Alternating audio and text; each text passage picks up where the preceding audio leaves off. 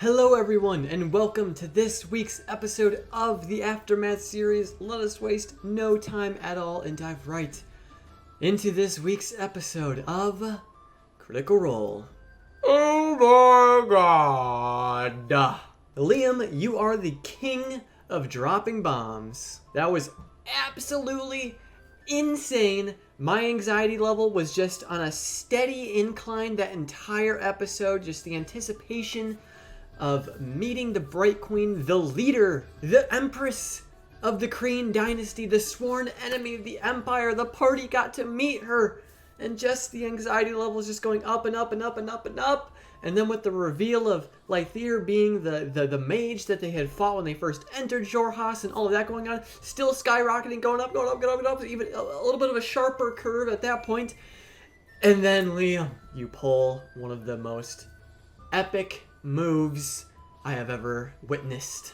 And then the anxiety, shoo, right through the roof. I am so excited to see where this goes. But now we have to talk about what this means and all of the different things that go along with this incredibly insane decision.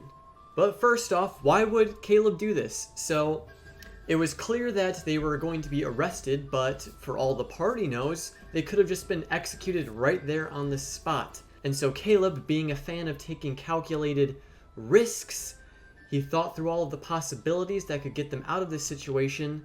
And for the sake of saving his friends, he went with the Hail Mary of giving the Bright Queen the dodecahedron, which Caleb knows to be very, very important to them.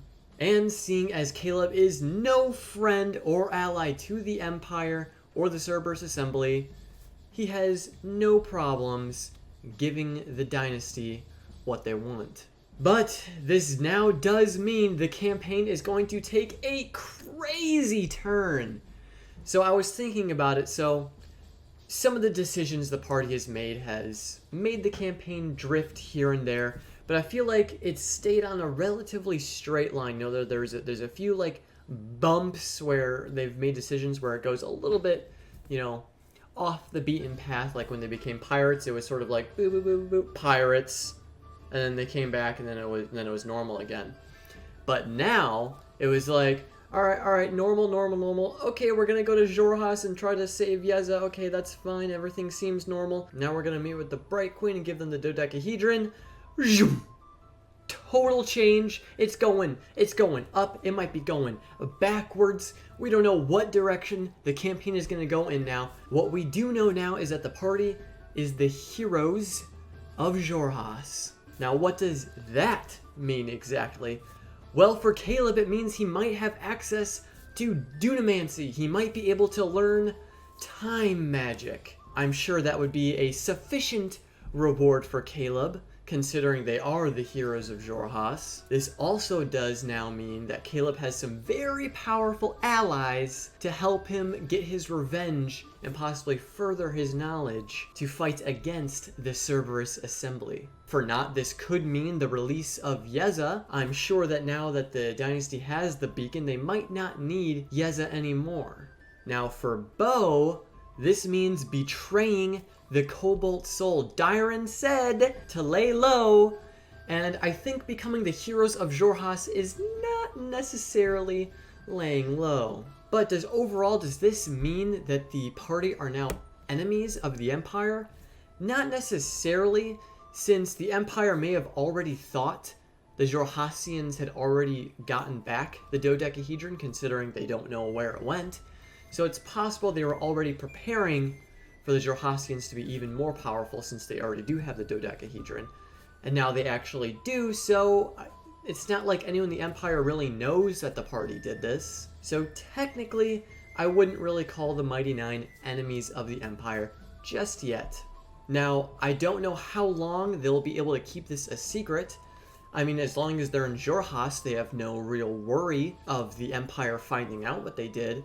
But as soon as they leave Xhorhas and go back to the Empire, they're going to have to be a little bit careful with what they say. And what are they going to tell Yusa, the mage they met in Nicodranus? He told them to be very careful with where you take the dodecahedron out. And I would think that taking the dodecahedron out in front of the people who greatly desire it may not be the best idea, but I still 100% support the decision Liam made. I thought it was totally badass and makes for a super interesting narrative moving forward. But Liam, man, you gotta stop giving us heart attacks. First the wall of fire, now this?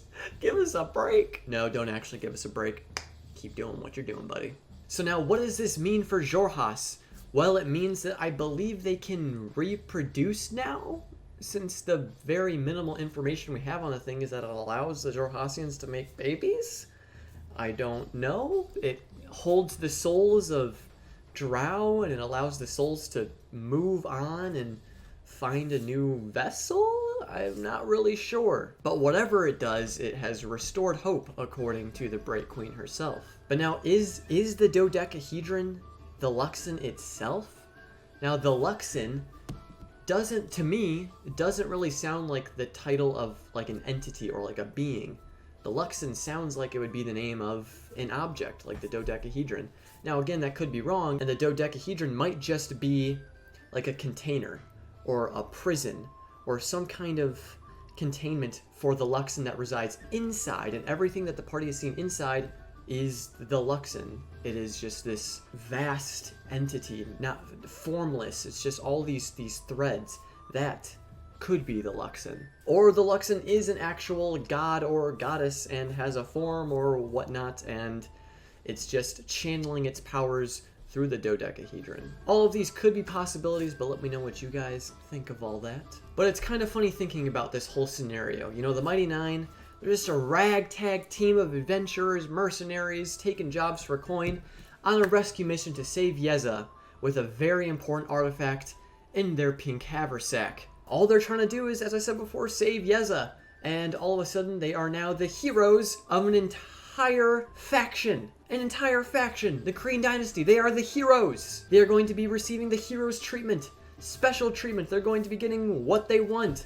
This is going to be a crazy change in dynamic for them. And honestly, for Bo and Caleb, since they were acting as slaves this episode, which was also hilarious in its own right. But one question I do have regarding Xhorhas is, why were they stealing children? We received word very early on in the campaign that the Xhorhasians were taking children. Now, could it be that they were harvesting the souls of these children to open up vessels so they could place their own souls into the children? That sounds kind of far-fetched, but I'm really not sure what they could be using these children for. So many questions, so much anxiety, and what's worse is we have to wait 2 weeks. We have to wait 2 weeks. The last time this happened was with the Wall of Fire, and we had to wait 2 weeks. Liam, your timing is impeccable. I think we all are going to need that week off to just process everything and to get our heart rate to a decent resting point. But, oh man, let me know what you guys think about all of this. What are your feelings, your emotions? How were your guys? How was your anxiety levels in this episode? My heart can't handle much more of this. But I want it to, because again, it's badass. But still, there's